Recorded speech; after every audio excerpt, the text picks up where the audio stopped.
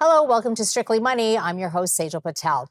There's no doubt that many Canadian small and medium sized businesses have felt the brunt of the economic impact created by the pandemic. But there's a saying, never waste a good crisis. And it seems that several businesses took that to heart and used the opportunity to make theirs more resilient. Dino Infanti is a partner and national leader of enterprise tax with KPMG Canada, and he's here to tell us more. Hi, Dino. Great to have you on. Hi, thank you for having me.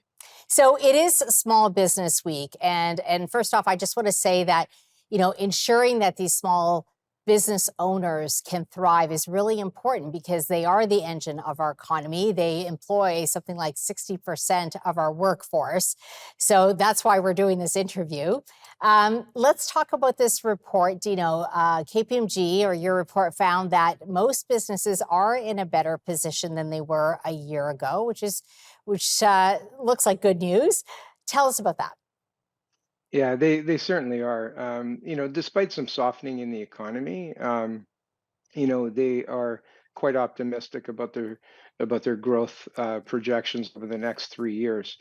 And really, it boils down to this, quite frankly, is the outcome of this is that if you turn the clock back 12 months ago, many of these small businesses um, uh, looked at their businesses in anticipation that a recession was coming. And ultimately, they implemented certain measures in order to make their businesses better, leaner, stronger, more efficient, more profitable. Things like, focusing on efficiencies, reducing certain costs, reducing large expenditures. In some cases, about a quarter of them reduced headcount. So they had to do all of these measures in order to make their businesses better. And as a result of that, they feel quite optimistic about the next 3 years of their growth. I have to think though, Dino, it couldn't have been easy. I mean, a lot of these small businesses don't have that sort of operational give or slack that some of the big players do, right? Can you give us a sense of sort of what they prioritized? Certainly, and you're right. Most small and medium-sized businesses are quite lean. So, a laser focus on cash flow, focused on profitability and margin, are all critical components in order to align their businesses and adjust accordingly.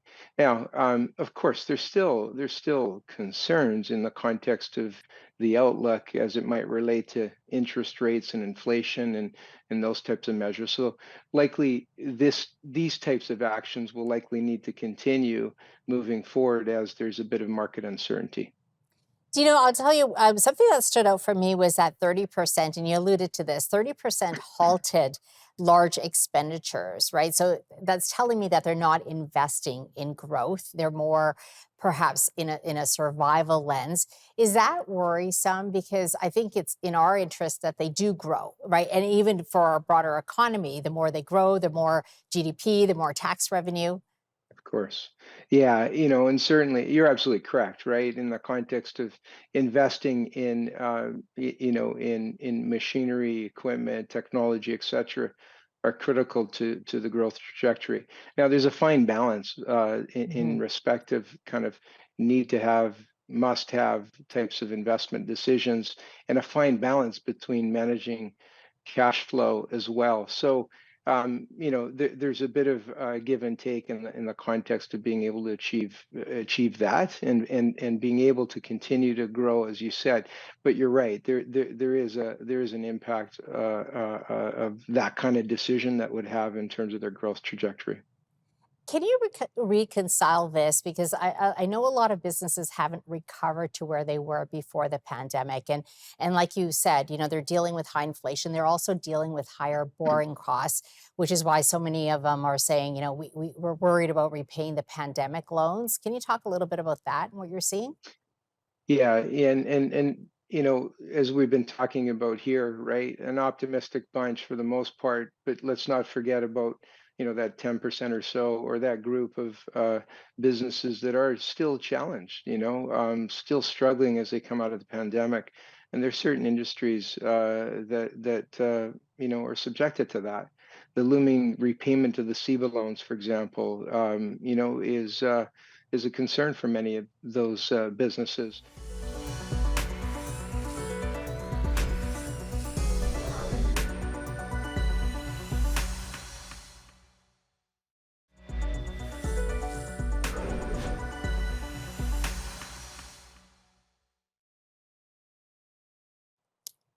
Welcome back. Dino, from your report, I found this interesting that smaller businesses are worried about cybersecurity. Tell us about that. What are your clients telling you? Yeah, for sure. In the survey, certainly what came out was the small and medium-sized businesses are feeling more vulnerable to cyber threats and attacks. And in fact, more than 60% have been subjected to a cyber attack. And what was also interesting that came out of the survey, there's a bit of a gap between what the small and medium-sized businesses had said as it relates to cyber security versus CEOs of Canadian large corporations. Hmm. But cutting through all of that, um, small and medium-sized businesses certainly need to prioritize and in cybersecurity to close that gap and build that internal capacity. But what's interesting just on that, what also came out of the survey is that they're challenged to find the talent, if you will, that is at that level to be able to help them with the cybersecurity measures. Can they use tools or are they looking at tools? Do you have any idea or any sense? Well, yeah, I mean, look, as technology advances quickly Mm, and, yeah. and that dovetails into AI, for Yeah. example, I was and, just going to and the say technology. disruption and all the things that are happening there and finding that necessarily talent or that talent to be able to provide that skill. So speaking of AI, because I think everyone sort of, has their pulse on what's happening here, and you say, technology develops so quickly. How can they prepare? Yeah. Is it a matter of finding talent or any indication of what they're trying to do? Well, certainly what came out of the survey is that the small and medium-sized businesses see the benefits of digital transformation. So that's Okay. fantastic, and meaning the digital transformation would help their businesses to be better, leaner, smarter, Hmm. etc. Um, you know, AI is no doubt a market disruptor. It's disrupting the market, the industries, etc. However, what we're seeing is there's opportunities. Generative AI is a game changer and impacting small and medium-sized businesses. But what they've said in the survey is that they are focused on adopting or looking into ways to um, uh, embrace generative AI in their business, in their model, again, to be more efficient, more profitable, etc.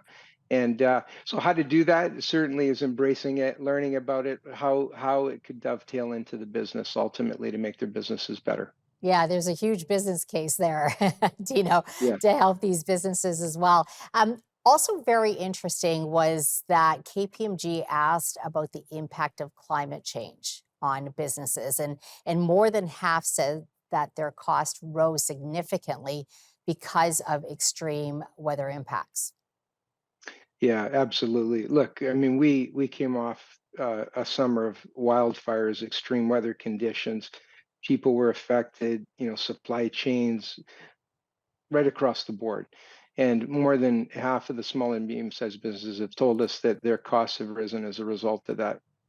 Now, one of the main climate issues is about, sustainable energy and sustainable energy sources. And they face a significant amount of, call it, pressure with respect to decarbonization. Now, they did say in the survey that at least over 80% of them had indicated that they are looking to implement measures to ultimately do their part, if you will, to decarbonize the economy. How are they going to do that? And it's interesting, as we talked about earlier, about excuse me, large expenditures that cost money, of course. But the good news is there are tax credits that Yeah. are available to small and medium-sized business owners to help implement This those is the types of federal measures. green tax credits, and it Correct. looks like I think 7 Yeah. in 10 said that they expect to use it. Yeah, and and these are proposed rules that are come that have been announced, and many small and medium-sized businesses anticipate to use those measures again to help implement their reduction in carbon footprint, et cetera, and Yeah. being able to access those credits ultimately. Okay.